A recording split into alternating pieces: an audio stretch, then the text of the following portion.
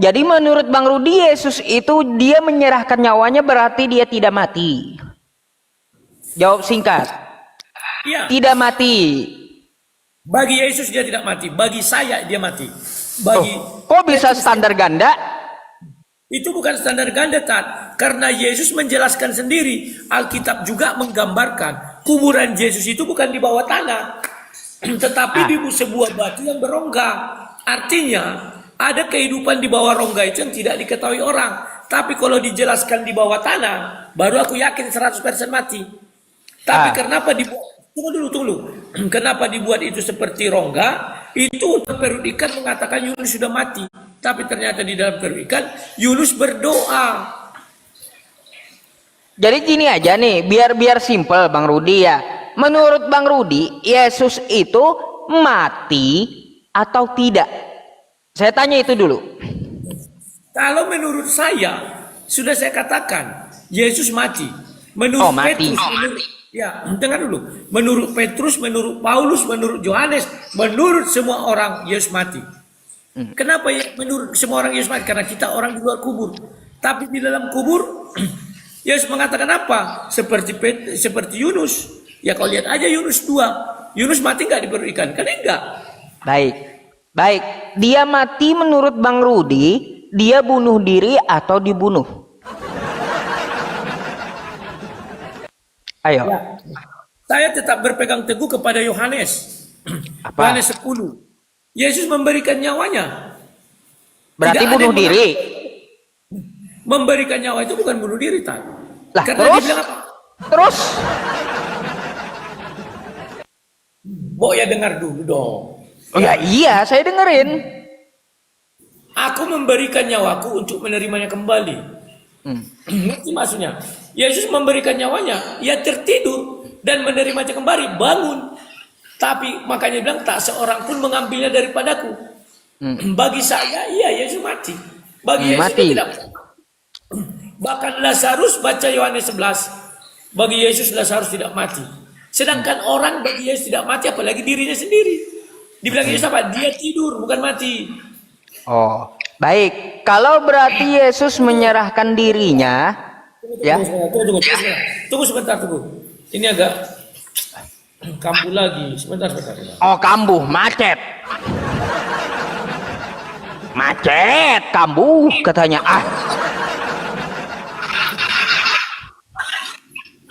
Sebentar. Oh, jengkel kali kalau sudah datang ini. Sabar dulu. Oh.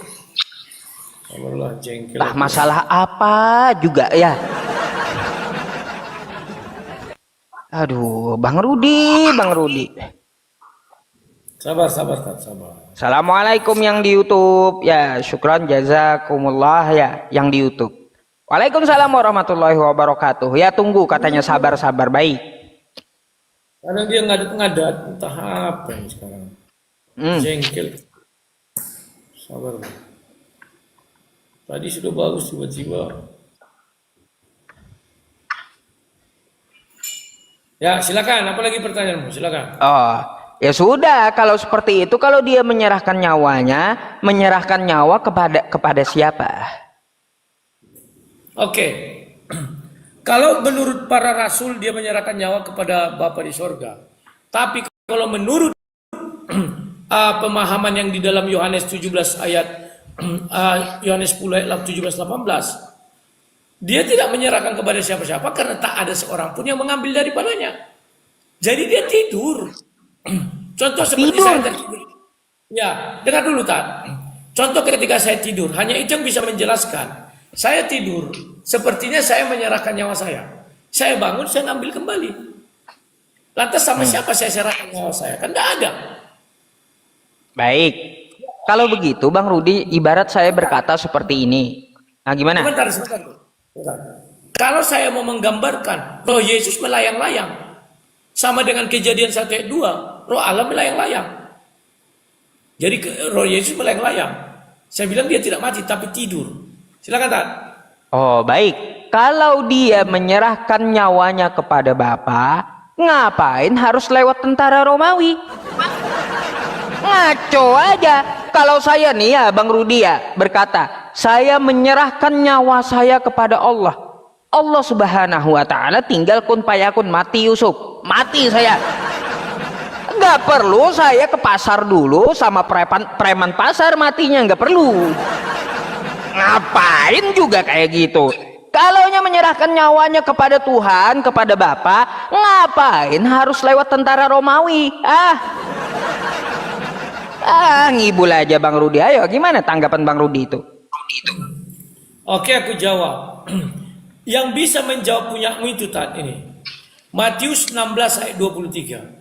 Maka Yesus berpaling dan berkata kepada Ustadz Yusuf PI, "Nyala iblis, engkau satu batu sandungan bagiku, sebab engkau bukan memikirkan apa yang dipikirkan Allah, melainkan apa yang dipikirkan manusia." Itu jawabnya tak. Oh, kau baik. Dan apa yang sebentar, kau hanya memikirkan apa, tidak pernah kau memikirkan apa yang dipikirkan Tuhan. Jikalau itu pertanyaanmu, maka kau pun akan bertanya kepada semua Tuhan. Kalau Adam dan Hawa sudah berdosa, kenapa tidak diganti saja? Kenapa kita harus ke bumi jadi berdosa? Kan banyak pertanyaan-pertanyaan gitu. Makanya dikatakan, engkau memikirkan apa yang dipikirkan manusia, bukan memikirkan apa yang dipikirkan Allah. Maka dikatakan, nyala engkau iblis. Wah, kayak gitu jawabannya. Baik, Bang Rudi, nyala kau iblis. Baik, berkaitan dengan iblis, bukankah ya yang merencanakan penyalipan sehingga tentara Romawi itu bergerak adalah iblis? Yang benar aja nih, Yesus ini menyerahkan nyawanya kepada Tuhan atau kepada iblis jadinya? Kan iblis membisikkan ke dalam hati Yudas untuk menyerahkan Yesus, sehingga Yesus itu disalibkan dan tentara Romawi bergerak untuk menangkap Yesus. Katanya menyerahkan diri kepada Tuhan. Kalaunya disalib, ditangkap tentara Romawi, berarti itu menyerahkan diri kepada iblis, bukan kepada Tuhan. Ayo. Oke, aku jawab. Disinilah banyak orang keliru, tidak mengerti, selalu mengatakan bahwa jasa iblis terhadap penebusan dosa orang Kristen sangat besar. Itu keliru. Kalau Ustadz paham, iblis itu memang menginginkan Yesus mati, tetapi tidak di kayu salib, melainkan mati dalam dosa. Makanya dia menggunakan tangan Yudas agar Yesus ini dibawa ke mahkamah agama. Di mahkamah agama dia diserahkan, apakah ditemukan satu kesalahan Yesus? Tidak ada tuh. Kalau di mahkamah agama, dia akan dihukum mati kalau apa? Berzina, membunuh, dan menghujat Tuhan. Mereka mengadili tidak ditemukan, tak? Andai kata Yesus mati di dalam dosa, ditemukan satu dosanya, iblis menang. Betul, kalian bilang iblis menang. Tapi faktanya iblis tidak menemukan satupun dosa di dalam diri Yesus. Maka mereka membawa ke Pilatus dengan harapan Pilatus dan Herodes menemukan juga dosa Yesus. Apakah Pilatus dan Herodes menemukan dosa Yesus? Tidak. Tetap tidak ada dosa. Lantas apakah iblis menang? Iblis kalah. Karena yang menubuatkan dia mati di kayu salib kan Yesus. Anak manusia akan diserahkan untuk disalibkan. Maka iblis mau menentang penyalipan. Iblis menentang penyalipan. Jadi di situ iblis kalah karena dia tidak bisa membuat Yesus mati tanpa di kayu salib. Tetapi Yesus menang karena nubuatannya dia mati di kayu salib dan itu terpenuhi. Paham ya, Tat ya? Iblis tidak punya andil apapun terhadap penyalipan karena itu sudah dinubuatkan Yesus. Silakan, Tat. Waduh, bikin ketawa. Begini Bang Rudi ya. Bang Rudi, begini ya. Kalau Bang Rudi menjawabnya seperti itu, dosa apa Yesus itu? Kan tidak ditemukan dosa atas diri Yesus. Lalu kenapa dia dihukum mati sehingga disalib? Kalau Yesus itu ada salah, pasti disalib. Tapi kalau dia tidak ada salah, ngapain disalib? Berarti itu iblis menang, merencanakan untuk membunuh Yesus. Betul aja, berarti Yesus menyerahkan dirinya kepada iblis jadinya.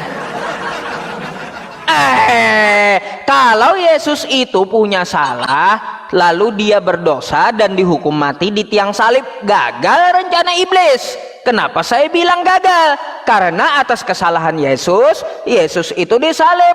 Tapi kan kata Bang Rudi, Yesus itu tidak ada salah. Lalu ngapain dia disalib? Ngapain? Kalau dia tidak ada salah, tetap disalib, berarti rencana iblis berhasil. Dan kalau rencana iblis berhasil, Yesus mati, berarti Yesus mati menyerahkan nyawanya kepada iblis. Ayo. Aku jelaskan tak. Kenapa Yesus dihukum mati? Jawabnya di Matius 27 ayat 15. Telah menjadi kebiasaan bagi wali negeri untuk membebaskan satu orang hukuman pada tiap-tiap hari raya. Hari raya itu atas pilihan orang banyak. Dan pada waktu itu ada dalam penjara seorang yang terkenal kejahatannya yang bernama Yesus Barabas. Karena mereka sudah berkumpul di sana mereka. Siapa yang kamu kehendaki ku bebaskan bagimu? Yesus Barabas atau Yesus yang disebut Kristus.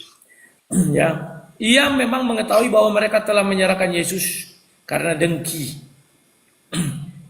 Dan ketika Pilatus sedang duduk di kursi pengadilan, istrinya mengirim pesan kepadanya, jangan engkau mencampuri perkara orang benar itu, sebab karena dia aku sangat menderita dalam mimpi tadi malam.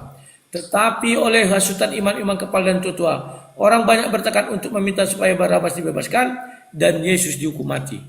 Jadi kenapa Yesus dihukum mati? Karena tradisi Yahudi setiap tahun membebaskan orang penjahat dan membunuh orang yang tidak membebaskan seseorang yang digantikannya. Nah, maka di sini jelas dikatakan hasutan imam-imam yang menyebabkan Yesus harus dihukum mati. Silakan. Baik. Hasutan imam-imam kan jawabannya? Ya. Betul aja berarti Bang Rudi. Kalau hasutan imam-imam, ya iblis itu sudah membisikkan ke dalam hati Yudas, sehingga Yudas bekerja sama dengan para imam untuk menyalibkan Yesus. Artinya gol itu iblis, Bang Rudi. Gol itu ya menyalibkan Yesus, padahal Yesus tidak ada salah. Karena hasutan imam-imam dari Yudas dari iblis, artinya Yesus menyerahkan dirinya kepada iblis. Gimana sih muter-muter ceritanya? Ayo Bang Rudi, bisakah Anda bantah bahwa Yesus itu ya dia memenangkan dari iblis? Gak bakalan bisa, karena rencana iblis itu berhasil untuk membisiki Yudas membisiki imam-imam berencana menyalibkan Yesus dengan menggerakkan tentara Romawi. Lalu Yesus itu dibunuh. Katanya Yesus menyerahkan dirinya, katanya kepada Tuhan, tapi kok kepada bisikan iblis jadinya. Ayo, silakan. Ya, aku jelaskan bahwa penyalipan itu kan nubuatan Yesus. Di Matius 20 ayat 19 katakan begini. Dan mereka akan menyerahkan dia kepada bangsa-bangsa yang tidak mengenal Allah, supaya ia diolok-olok dan disesa dan disalibkan. Pada hari yang ketiga ia akan dibangkitkan. Jadi yang bernubuat tentang penyalipan itu bukan iblis tapi Yesus. Pahami dulu tetap.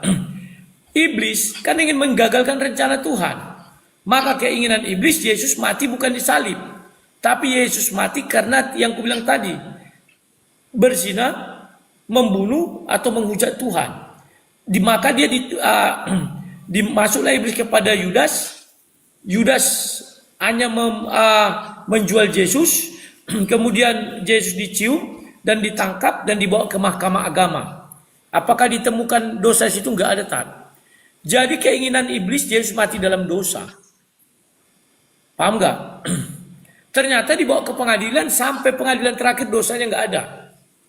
Apakah iblis Yudas membisikkan kepada ahli Taurat untuk menyalibkan Yesus? Tidak ada itu. Itu omong kosong semua aja tak. Tetapi mereka menginginkan Yesus dihukum mati. Paham ya? Dan salibkan dia katanya. Artinya apa? Ucapan Yesus yang ikutkan. Yesus kan ingin mati di kayu salib. Kalau iblis inginnya apa? Upah dosa adalah maut. Pahami dulu Tat, iblis ingin Yesus itu punya dosa. Kalau begitu Bang Rudi, saya mau menanggapi ini. Katanya kata ente tadi ya, itu sudah dinubuatkan. Itu di mana tertulis di Perjanjian Lama dinubuatkan Yesus itu disalib? Di mana itu emang? Tat, nubuat itu tidak harus Perjanjian Lama. Contoh, Terus? nubuat itu artinya yang belum terjadi pasti terjadi. Contoh, Yesus menubuatkan bahwa sebelum ayam berkokok, Petrus akan menyangkal dia 3 kali. Itu tidak ada di Perjanjian Lama. Arti nubuat itu belum terjadi dan pasti terjadi. Itu arti nubuat. Bukan harus di Perjanjian Lama, ada di Perjanjian Baru digenapi, nggak harus. Tetapi memang ada dinubuatkan di Perjanjian Lama, terjadi di Perjanjian Baru ada. Pahami arti nubuat ya? Terus penyalipan ini dinubuatkan di mana? Di Perjanjian Lama atau bukan gitu? Itu dulu saya tanya. Kan sudah saya bacakan tadi, Matius 20. Oh, berarti bukan di Perjanjian Lama. Dengar dulu dong. Matius 20 itu belum ada terjadi namanya penyalipan. Yesus sudah menentukan bahwa anak manusia akan disesa, diserahkan untuk disalib. Apakah kejadiannya sudah ada? Kan belum. Ketika Yesus mengatakan itu belum ada penyalipan. Dan kemudian terjadilah itu. Itu namanya nubuatan. Tidak harus Perjanjian Lama, Tat. Paham? Silakan. Berarti bukan di Perjanjian Lama penyalipan ini. Nubuatannya bukannya. Kalau menurut saya enggak Perjanjian Lama, meskipun ada di bukan. Perjanjian Lama, dia akan disesa, akan diremukkan, ada. Berarti betul aja Kristen ini bukan mengikuti Yahudi ajarannya ya. Terus dari mana? Kalau tidak dinubuatkan dari Perjanjian Lama, terus ajaran Kristen ini dari mana kalau bukan dari Yahudi? Ayo, katanya Kristen ini akarnya dari Yahudi. Sekarang kalau bukan dari Yahudi, dari mana ini Kristen berarti? Ayo. Aku jelaskan. Kristen itu dari mana? Ya dari Yesus lah. Arti Kristen kan pilihan orang yang mengikut Yesus. Ada 2 pengikut Yesus. Yang pertama orang Nasrani, yang kedua orang Kristen. Itu aja, tak ada yang lain yang bisa kita ketahui ya. Di dalam Bible kami ada Nasrani dan ada juga Kristen. Silakan. Berarti bukan dari Yahudi ya, deal ya. Ngapain sekarang pakai Perjanjian Lama? Kalau bukan dari Yahudi, ngapain pakai Perjanjian Lama? Aku jelaskan Tan. Jangan terlalu banyak kali ketok-ketoknya dong. Nanti sakit. Iya, bikin ketawa aja jawaban Bang Rudi masalahnya. Ya, pertanyaanmu kenapa orang Kristen mengambil Perjanjian Lama? Itu menandakan bahwa firman Tuhan kami itu berkesinambungan. Itulah asal muasalnya. Bagaimana itu sampai kepada Yesus?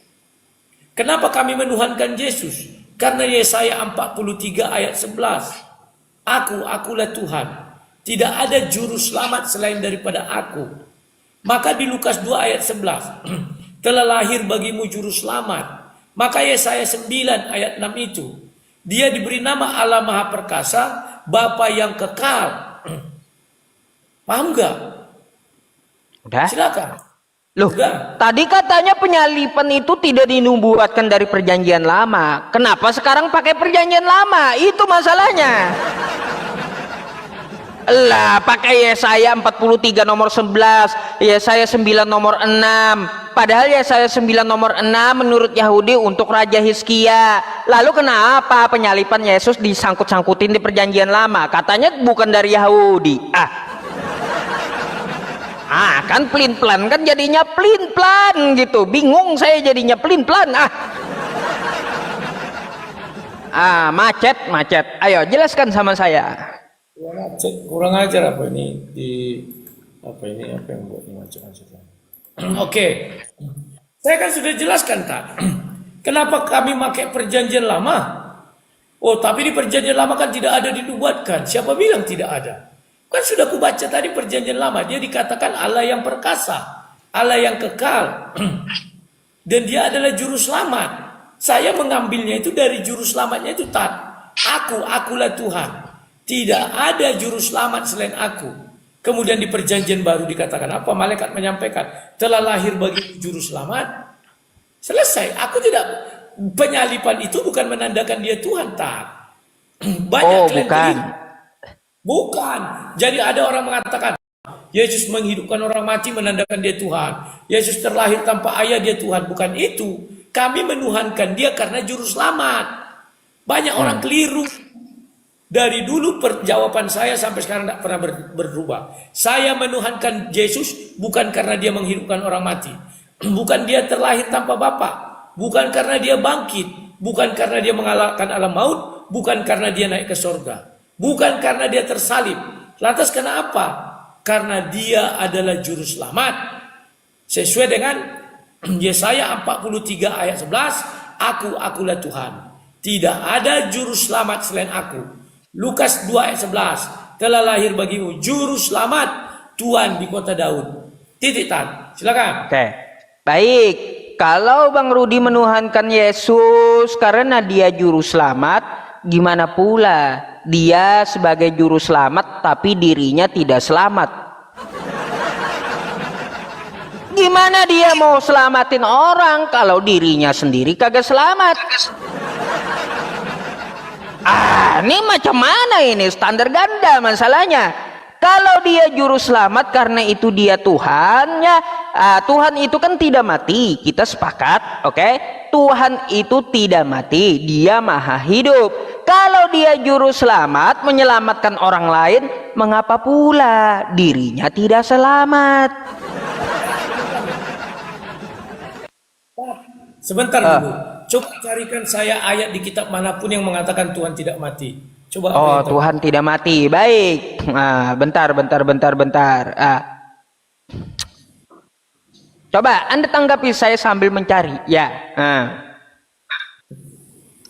Tidak, saya tunggu kau. Carikan saya ayat di kitab manapun yang berkatakan bahwa dia Tuhan tidak akan mati. Nah, tuh Mazmur 118 nomor 17. Tunggu. Mazmur 118. Mazmur. Terus 1 Samuel 2 nomor 6. Mazmur 118. Kurangi dong buat ketawa-ketawa itu sakit telinga tak? Oh, sakit. Ulang Mazmur berapa? 118 nomor 17 tuh. Ya. Aku tidak akan mati tetapi hidup. Dan aku akan menceritakan perbuatan-perbuatan Tuhan.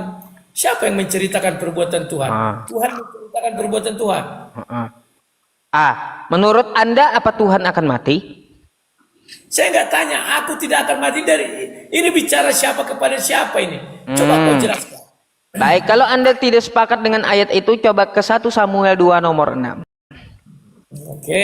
1 Samuel berapa? 2 nomor 6. 1 Samuel 2. Lagi nomor 6. Tuhan mematikan dan menghidupkan. Ia menurunkan ke dalam dunia orang mati dan mengangkat dasar. Yang mana dikatakan di sini Tuhan tidak mati? Oh, baik, tidak sepakat juga. Baik, kalau tidak sepakat juga nih ayat ketiga, 1 Timotius 6 nomor 16. Wah, 1 Timotius 6. 1 Timotius 6. Baik. Nomor 16. Dia adalah satu yang tidak takluk kepada maut, tidak takluk loh ya.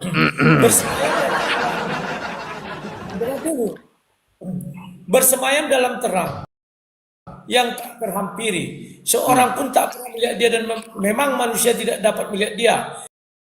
Baginya hormat, kekuasaan dan kekekalan. Amin. Yang mau kau katakan di sini mati di mana? Tidak mati kan dia tidak akan takluk terhadap maut, betul? Oke. Sekarang aku tanya kau. Yesus turun ke dalam kerajaan maut, takluk nggak kepada maut? Kan dia mati di tiang salib toh. Nah, makanya kau nggak paham apa itu alam maut. Ya. Takluk nggak Yesus kepada alam maut? Takluk dia mati di tiang salib. Jangan banyak kali kata-kata Tat. Sakit telinga. Yesus itu mengalahkan alam maut. Paham nggak kau artinya? Gini bang, kalau dia mengalahkan alam maut, kenapa dia menjumpai maut di tiang salib coba? Makanya kau tidak mengerti tadi ku bilang. Kau cari dulu ada satu definisi yang jelas bahwa Tuhan mengatakan berfirman, aku tidak akan pernah mati. Cari dulu saya. Kalau kau bilang alam maut, menaklukkan alam maut katanya, kan dia tidak kalah ke alam maut katanya. Yesus itu mengalahkan alam maut. Paham? Oke. Hal kau meyakini Yesus mati, buktinya dikalahkannya alam maut. Coba saya bacain aja ya. Nih ya. 1 Timotius 6 nomor 16. Firman Allah yang hidup. Oke. Dialah satu-satunya yang tidak pernah bisa mati. Oke? Mati? Di mana mati itu? Dialah satu-satunya yang tidak pernah bisa mati. Oke? Di mana itu? Tadi kita sudah baca. Ini. Dengarkan dulu. Dialah satu-satunya yang tidak takluk kepada maut. Ini di sini terjemahannya tidak pernah bisa mati. Ya kau kan menggunakan bahasa sehari-hari atau bahasa apa? Nah, bahasa pula dimasalahin Bang Rudi. Macam mana pula Bang Rudi? Terus gimana? Ada itu bahasa digunakan untuk orang awam. Ada yang memang digunakan untuk orang yang sudah paham. Kalau kau masuk ke awam ya kau terima aja itu yang kau sebutkan tadi. Tapi kalau yang kau baca ini, dialah satu-satunya yang tidak takluk kepada maut.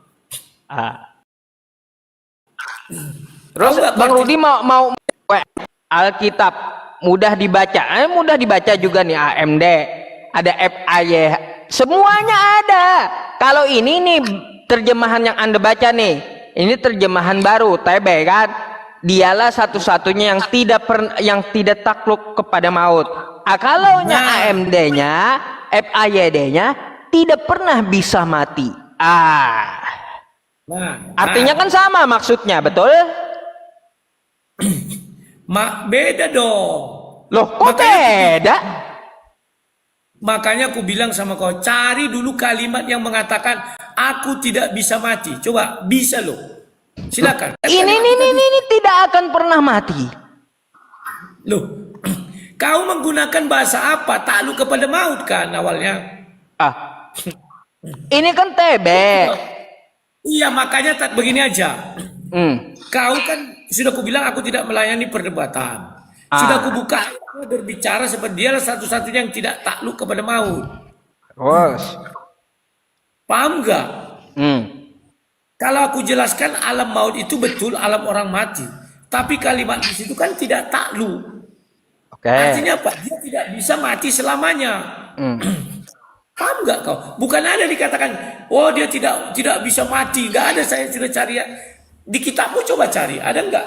Tuhan bilang aku tidak bisa mati, tidak mati, tidak poet yang seperti yang kau bilang tadi.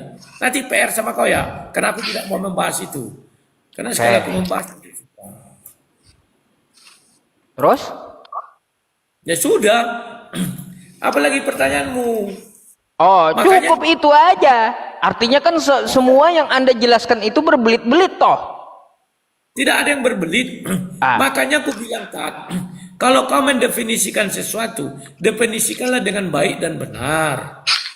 Contoh tadi mati, aku kan mengikut apa kata kau. Kau bilang mati itu ada yang mencabut nyawanya. Setelah aku buka ayat tidak ada yang mencabut nyawa. Berarti definisi mati udah gagal. Berarti tetap aja kan dia pernah mati dan pernah dibunuh toh, meskipun menyerahkan diri entah kepada iblis atau kepada Tuhan toh. Gitu? Dia tidak pernah menyerah.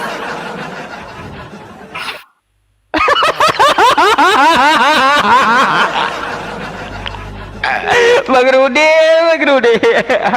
Oke, silakan. Kalau kau sering buat-buat ketawa itu, Tat, telingaku ini kan sudah ada masalah. Sakit mendengarnya. Kalau Oh kita gitu. berdiskusi, nggak usah pala kau buat ketawa yang kek. Slow Iya. aja. Oke, mungkin Kau itu aja ya yang saya diskusikan sama Bang Rudi gitu. Wah, udah berapa ronde? 6 ronde setengah jam loh Bang Rudi. Kita ngobrol. Kalah terus aku ya, Tat ya. Nah, nggak bakalan pernah menang Bang Rudi sama saya. Ya, karena aku kan tidak berdebat. Kalau berdebat kemarin kan aku balik-balik juga tahu. Gini Bang Rudi, seperti biasa aja lah. Kalau Bang Rudi mau mendiskusikan sesuatu, DM atau WhatsApp dulu lah. Kalau kayak gini kan kita belum ada tema gitu. Akhirnya acak gitu ke sana kemari kan pastinya. Oke, nanti kita lanjutkan ya. Bang Rudi, ya baik. Saya ini dong, mari kita 2 lawan 2 kayak kemarin tuh. Sama Bom atau Bang Rudi sama RK boleh? Ya, tapi oke, kalian nanti membahas agama kalian apa? Biar si RK membahas agama kalian, aku ke Kristenan. Boleh nanti hubungi RK. Ya boleh, saya mau ke tempat RK habis ini masalahnya. Oh, mantap. Sampaikan aja. Kau sama apa? Mungkin ada yang disampaikan oleh Bang Rudi sama penonton sebentar. Oke, saya ada yang diambil sebentar ya. Silakan Bang Rudi, habisin waktunya. Ya. Jadi kawan-kawan, saya sekarang tidak mau berdebat lintas agama lagi.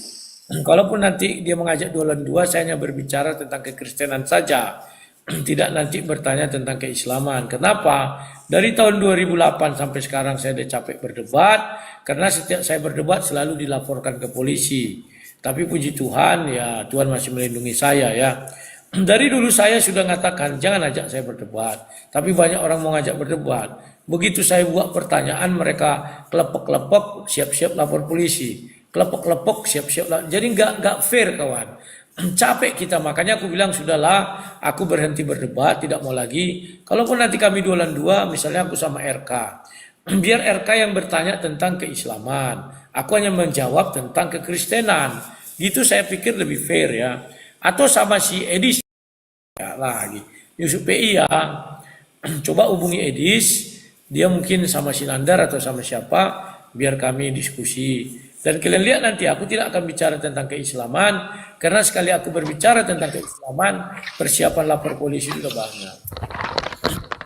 Kemarin aku tanya kepada dia kan, apa yang dilakukan manusia menolong Tuhan. Tahu bisa kami ikuti pula kan gitu kan. Ya, nanti coba sama si Edis juga bisa tetap. Kalau Edis, jujur Edis saya blokir Bang Rudi ya. Saya nggak mau sama Edis kalau di online karena udah 4 kali dia kabur dan saya minta offline di rumah dia. Ya, oke lah nanti Gitu. carilah ke RK, sampaikan ke RK ya.